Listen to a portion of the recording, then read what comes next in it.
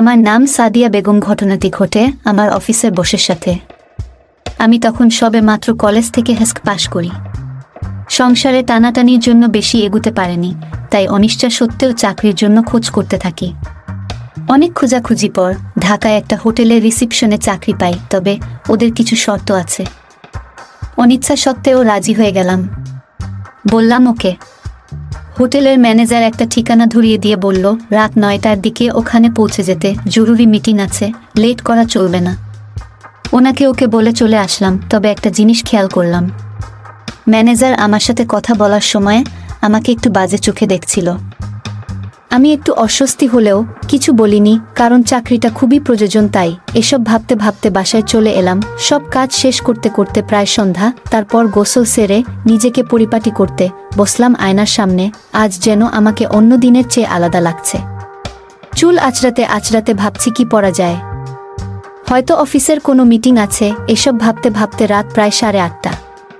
তাই তাড়াহুড়া করে একটা জিন্স প্যান্ট সাথে একটা টি শার্ট পরে নিলাম, যাতে আমাকে বেশ হট লাগছিল। ঠোঁটে হালকা একটা মেরুন কালারের লিপস্টিক, সাথে এক জোড়া ছোট সাইজের হিল পরে তাড়াতাড়ি বাসা থেকে বের হয়ে গেলাম। রাস্তায় এসে একটা রিকশা পেলাম। কাছে গিয়ে জিজ্ঞেস করলাম, মামা যাবেন? লোকটা আমার দিকে না তাকিয়ে আমার বুকের দিকে তাকিয়ে বলল, উঠেন। মনে মনে ভাবলাম এসব কি, ব্যাপারটা বোঝার জন্য আমি আমার বুকের দিকে তাকালাম। ও মাই গড! বাসা থেকে তাড়াহুড়ার মধ্যে খেয়াল করিনি যে টি শার্টের গলাটা অনেকটা বড়। কিছুদিন আগে অনলাইনে কিনেছি, পরে দেখা হয়নি ওটা পরার জন্য। আমার প্রায় অর্ধেক অংশ দেখা যায়, কিন্তু এখন আর কিছু করার নেই। এমনি সময় কম, তাই কোনো মতে চলে আসলাম ম্যানেজার স্যারের দেয়া ঠিকানায়। নামতেই চোখে পড়ল এটা একটা বাসা। ভাবলাম এখানে আবার কিসের মিটিং, দেখে তো একটা বাসা মনে হচ্ছে। এরই মধ্যে আমার ফোনটা বেজে উঠল। ব্যাগ থেকে ফোনটা বের করে দেখি ম্যানেজারের ফোন। কলটা রিসিভ করতেই বলল, কোথায় আছেন? আমি বললাম আপনার দেয়া ঠিকানায়। কিন্তু এটা তো একটা বাসা মনে হচ্ছে। উনি বললেন সমস্যা নাই, ভিতরে চলে আসুন, অপেক্ষা করছি বলেই ফোনটা কেটে দিলেন। আমি আর দেরি না করে সোজাসুজি ভিতরের দিকে যেতে লাগলাম। ভিতরে ঢুকেই দেখি সোফায় একটা কালো লোক বসা। আমাকে দেখেই বললেন, মিস সাদিয়া। আমি বললাম হ্যাঁ। অমনি বললেন, এখানে বসুন। আমি চুপচাপ বসে গেলাম, মনে মনে ভাবছি এটা কে। এর মধ্যেই ম্যানেজার চলে আসলো ভিতর থেকে। এসে বলল, আপনাকে বলছি না একটু আগে আসতে? আমি বললাম না মানে। তবে লক্ষ্য করলাম ম্যানেজার ও কালো লোকটার চোখ আছে আমার বুকের দিকে। একটু অস্বস্তি হলেও ব্যাপারটা উপভোগ করছি। ম্যানেজার বলল, স্যার সব রেডি। লোকটা উঠতে উঠতে বলল, আচ্ছা ওনাকে পাঠিয়ে দিন। আমি আছি, আর যা বললাম মনে আছে তো? ম্যানেজার বলল, জি স্যার। লোকটা উঠে দোতলায় চলে গেল। ম্যানেজার বলল, আপনাকে তো দারুণ লাগছে। আমি লজ্জা পেয়ে বললাম, ধন্যবাদ স্যার। উনি বললেন, এখন যে লোকটাকে দেখলেন উনি আমাদের হোটেলের মালিক। বললাম, ওহ আচ্ছা। ম্যানেজার বলল, আপনার ফোন সুইচ অফ করে ব্যাগে রেখে দিন, আর ব্যাগটা টেবিলে রেখে সোজাসুজি দোতলায় মাঝেই রুমে চলে যান। আর ওখানে কিছু ড্রেস আছে, আপনারগুলো চেঞ্জ করে ওগুলো পরে নিবেন। আমি আচ্ছা বলে ফোন ও ব্যাগ টেবিলে রেখে সোজাসুজি দোতলায় মাঝের রুমে চলে গেলাম।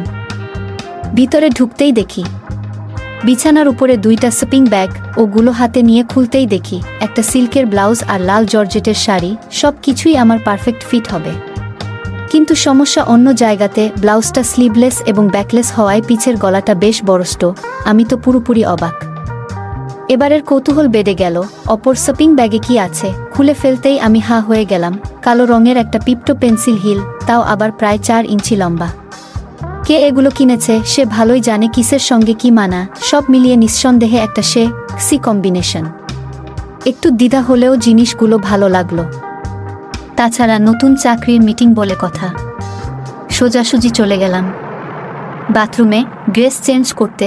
সব কিছু পারফেক্টভাবে পরে নিলাম। এবার রুমের লুকিং গ্লাসের সামনে দাঁড়িয়ে নতুন করে নিজেকে আবিষ্কার করলাম। এটা কি আমি?